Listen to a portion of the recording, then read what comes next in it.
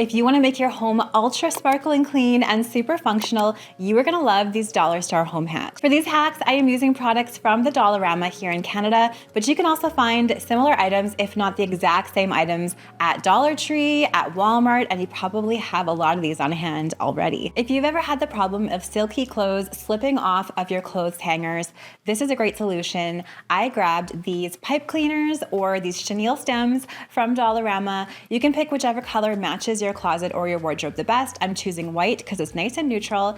And then take your clothes hanger and start wrapping the pipe cleaners around. You can wrap it around the whole top of your clothing hanger or just a little section like I'm doing here on either side. You can tuck in the beginning and the end of the pipe cleaner into the wrapped sections to make sure that everything is nice and secure.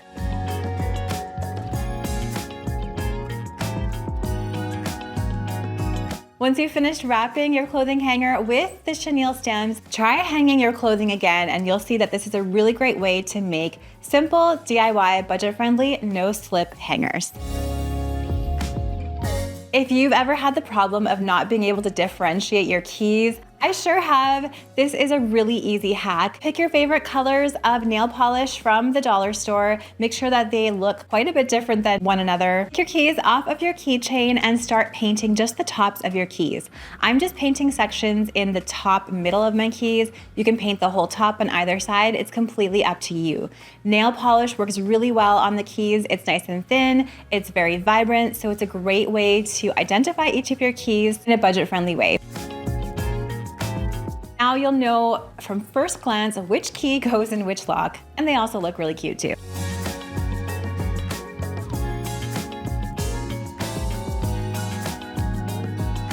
Sticky residue that labels leave behind drives me absolutely crazy. I don't know about you. One hack that I've learned is you can take a magic eraser. I found this one at Dollarama, and you can, once you remove most of the label, start rubbing the label sticky residue with that magic eraser and you should be able to get most of it gone. This works really well. It wreaks a little bit of havoc on your magic eraser, but you should be able to remove most, if not all, of that sticky residue from your jar. Here, I'm just trying to get rid of the residue from a spray bottle, or maybe you want to upcycle some pasta jars. This is a great hack for that. Another little bonus hack is if you can't get every single bit of that residue off of that container, you can take any type of oil, whether it is essential oil, olive oil, canola oil, and apply a little bit of that to the leftover sticky residue, rub it in, let it sit for a bit, and wipe that off with a nice textured towel or cloth. I'm just using some essential oil I found at Dollarama, but you could use any oil that you have on hand. Now you have a jar that is ready for use. If you want to freshen up your bedding in between washes, this is my favorite way to make DIY linen spray or DIY room refresh spray.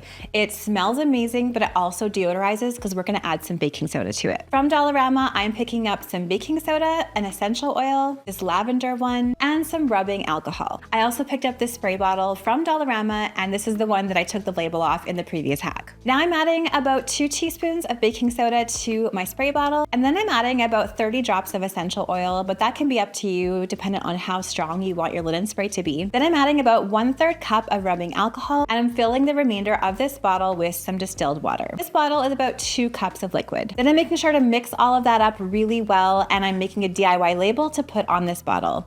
If you want the free printable file for this label, I will leave a link to it down in that description box below. Now I can spray this on my bedding in between washes. It smells actually really good for dollar store essential oil, and I love that the baking soda really helps deodorize. This is also great if you have wrinkly sheets. You can spray this on your sheets and kind of tug and pull at your duvet cover or your sheets to smooth out those wrinkles. I love having matches nearby my candles, but I don't love how the typical match boxes look. I found these matches at Dollarama, and then I found this jar in the kitchenware section with a bamboo lid, and I thought I could make a beautiful boutique style match jar. I'm removing the labels from the jar and then taking all of the matches out of the box and placing them in the jar.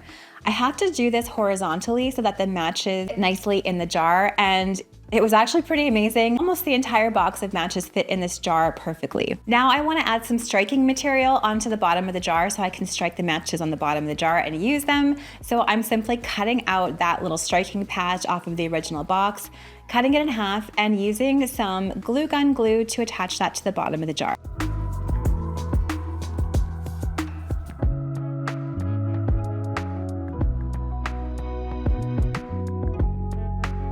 Now I have this really cute little jar that I can display beside my candles. It's really simple for me to take a match out of the jar, strike it on the bottom, and light my candle. I think this turned out super cute, and it could also be a great gift to pair with your favorite candle.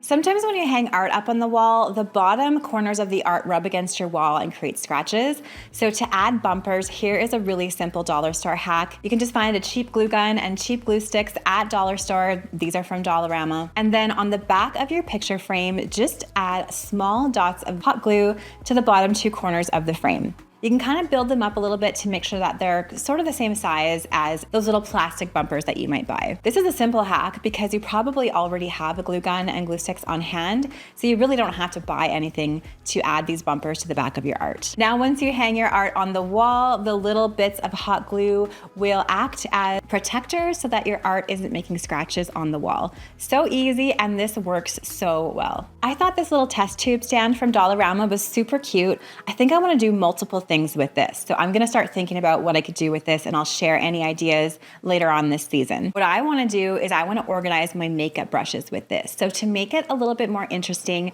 I'm creating my own just like simple acrylic stain by taking some dollar store paint, mixing it with some water, and then applying that with a brush all over the wooden part of this piece. Once that's dry, I'm putting the test tube pieces back in, and then I'm placing this on my bathroom counter and adding my makeup brushes. This is such a cute way to display makeup brushes, but you could use it for so many other things as well. Let me know in the comments below what you would use this for. So we have a lot of chrome fixtures in our house, lots of faucets and handles, etc. And sometimes they're a little bit hard to keep nice and shiny clean. I found this hack that actually works amazingly. You can grab some wax paper from the dollar store. You probably have some already on hand. And once you give your chrome faucet a little bit of a clean, you can wipe it down with a ball of wax paper.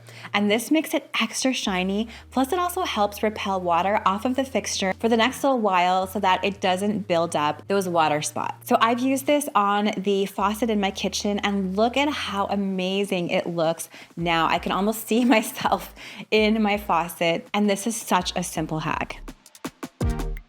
If you have a white ceramic sink like I do, or even if you have some white ceramic plates or tile and you get those little gray scratches on them or little rust stains, my absolute favorite product is Barkeeper's Friend, and you can find this at Dollarama, and you can find this powder version, which actually works, I find, a little bit better than the cream version because it has that texture, so it kind of rubs away those scratches. So after I've given my sink a nice rinse, I apply some of this Barkeeper's Friend powder all over the sink. You can see that it had these scratches, and then I'm just rubbing it in with a little bit of water and a textured cloth, and it gets rid of my scratches and most of those little spots in the sink. It makes it so shiny, it makes it look amazing. My sink is an 11-year-old IKEA sink, and I feel like it looks really good for how old it is.